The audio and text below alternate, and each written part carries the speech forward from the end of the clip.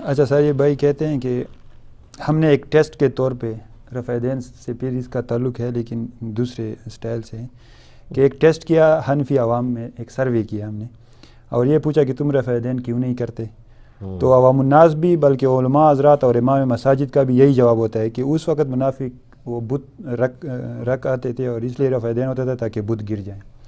تو یہ پوچھ رہا ہے کہ لوگوں کو ڈیٹیل یہ بتائیں کہ یہ نبی کریم صلی اللہ علیہ وسلم پہ جھوٹ باندھنے کی طرح ہے اور دوزخ میں لے جانے والا کام۔ بالکل کہا ہے جی، صحیح بخاری مسلم کی حدیث ہے، مسلم شریف کی پہلی حدیث سیدنا علی رضی اللہ تعالیٰ عنہ علیہ السلام سے ہے، جس نے میری طرف کوئی جھوٹی بات منسوب کی وہ اپنا مقام دوزخ میں دیکھ لے۔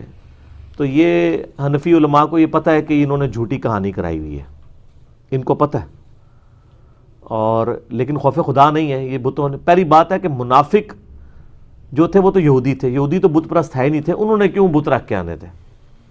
ٹھیک ہو گیا، بت پرست تو مکے میں تھے، یہ تو مدینہ شریف کی بات ہو رہی ہے نا منافقین کی، تو مکے میں تو 5 وقت نماز کا اس طرح ہے نہیں تھا۔ ان کا کوئی علاج نہیں ہے، یہ خاص قسم کی پرورٹڈ نیچر ہوتی ہے لوگوں کو مصیبت میں ڈالنے والی۔ حالانکہ بخاری اور مسلم دونوں میں حدیث موجود ہے، نبی صلی اللہ علیہ وآلہ وسلم نے فرمایا لوگوں کو آسانیاں دو، لوگوں کو تنگی میں مبتلا نہ کرو، لوگوں کو خوشخبریاں سناؤ، انہیں متنفر نہ کرو۔ یہ آپ کو جو کتاب الامارہ چیپٹر ہے نا مشکات میں، بخاری اور مسلم کی جتنی حدیث ہے نا کہ ایک حکمران کو کیسا ہونا چاہیے، اس کے لیے ٹرم جو محدثین اصطلاح استعمال کرتے ہیں نا اس چیپٹر کے لیے کتاب الامارہ، امارت کا بیان، تو اس میں آپ کو یہ ساری حدیثیں مل جائیں گی مشکات کے اندر کہ نبی الاسلام یعنی ڈانٹتے تھے کہ ایسے کام نہیں ہونے چاہیے جس سے پبلک متنفر ہو، اور یہ پبلک کو اس قسم کی مصیبتوں میں ہی ڈال کے رکھتے ہیں۔ کبھی کوئی مسئلہ نکال دیتے ہیں، کبھی کوئی مسئلہ نکال دیتے ہیں، جی یہ تو وہ چیز بن رہی ہے، جی اس سے تو وہ بن رہا ہے، اس سے وہ بن رہا ہے، یعنی اب میں اسپیسیفکلی وہ مثالیں نہیں دینا چاہتا، آپ ماشاءاللہ تھوک کے حساب سے سنتے رہتے ہیں ایسی مثالیں، مجھے بتانے کی ضرورت نہیں۔ اس لیے مہربانی کیا کریں، آپ ذرا خود سرچ بھی کر لیا کریں کیا اس طریقے سے یہ چیزیں لکھی بھی ہوئی ہیں، لکھی ہوئی ہیں تو جس میں نے بتایا کہ انہوں نے ایک پورے سب کانٹیننٹ میں کہانی کرا دی ہے، وہ جی منافق بت رکھ کے آتے تھے اس لیے رفع الیدین ہوتا تھا۔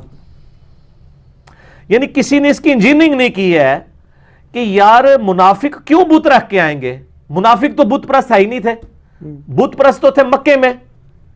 مدینہ شریف میں منافق وہ لوگ تھے کہ جو یہودی تھے، اور یہودی ایک خدا میں بلیو کرنے والے تھے، وہ بت پرست تو ہی نہیں تھے، وہ تو ان کو امی کہتے تھے بت پرستوں کو، وہ تو بڑا برا جانتے تھے بت پرستی کو۔ آج کے بھی یہودی جو ہے نا یعنی وہ بڑے کرٹیکلی موحد ہیں، بیچ میں ان میں کچھ پورشن آیا جس میں عزیر علیہ السلام کو انہوں نے اللہ کا بیٹا قرار دیا۔ آج کی دور کے جو یہودی ہیں وہ ایک خدا میں بلیو کرنے والے ہیں، ٹھیک ہوگا۔ بلکہ میں تو اگلے دن ان کے ایک ربی کا وہ لیکچر سن رہا تھا، تو اس میں اس سے سوال کیا تو کہ یہ مسلمان جس خدا کی عبادت کرتے ہیں، اس نے کہا جی مسلمان اسی خدا کی عبادت کرتے ہیں جو تورات کا خدا ہے۔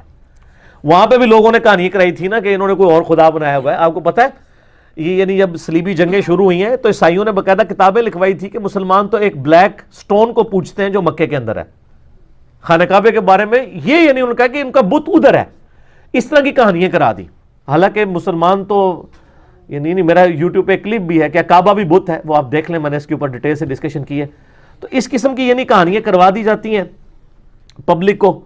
اور وہ پھر پبلک کے اندر نہ عام ہو جاتی ہیں۔ تو یار کوئی سوچے تو صحیح، کیا مدینہ شریف میں تو منافق تو بت پرست ہے نہیں تھے، پھر انہوں نے بت کیوں رکھ کے آنا تھا؟ یہ تو لاجیکل آنسر ہو گیا۔ اب علمی طور پہ دیکھیں، صحیح مسلم میں حدیث ہے، عبداللہ ابن مسعود رضی اللہ تعالیٰ عنہ کہتے ہیں کہ نبی صلی اللہ علیہ وآلہ وسلم کے مبارک زمانے میں اگر کوئی بیمار بھی ہوتا تھا نا اور وہ 2 بندوں کے سہارے مسجد میں آ کے نماز پڑھنے کے قابل ہوتا، سر 2 بندوں کے سہارے، تو وہ مسجد میں آ کے نماز پڑھتا تھا، کہیں اسے منافق نہ سمجھ لیا جائے کہ یار یہ نماز نہیں پڑھتا۔ حالانکہ بیمار گھر پڑھ سکتا ہے، وہ اس ڈر سے کہ یار لوگ یہ تو نماز ہی مسجد پڑھ، جہاں یہ ڈر کا ماحول ہو وہاں بت رکھ کے کو مسجد میں آ کے حضور کے پیچھے کھڑا ہوتا ہوگا، اور اس نبی کے پیچھے کہ جس کے پیچھے حضرت عمر بھی کھڑے ہوں اور حضرت علی بھی کھڑے ہوں،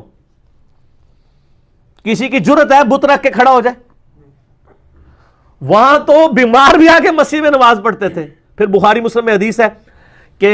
آپ صلی اللہ علیہ وآلہ وسلم میں اگر مجھے عورتوں اور بچوں کا خیال نہ ہوتا تو جو لوگ گھروں میں نماز پڑھتے ہیں میں اپنی جگہ کسی کو امام مقرر کر کے ان کے گھروں کو آگ لگا دیتا، ٹھیک ہے۔ اور سنن نسائی میں موجود ہے، یہ فجر کے وقت کا یعنی تذکرہ ہے، اور بخاری میں آتا ہے کہ عشاء کے بارے میں یہ اسپیشلی آیا اور فرمایا آپ نے کہ فجر اور عشاء کی نمازیں منافقین کے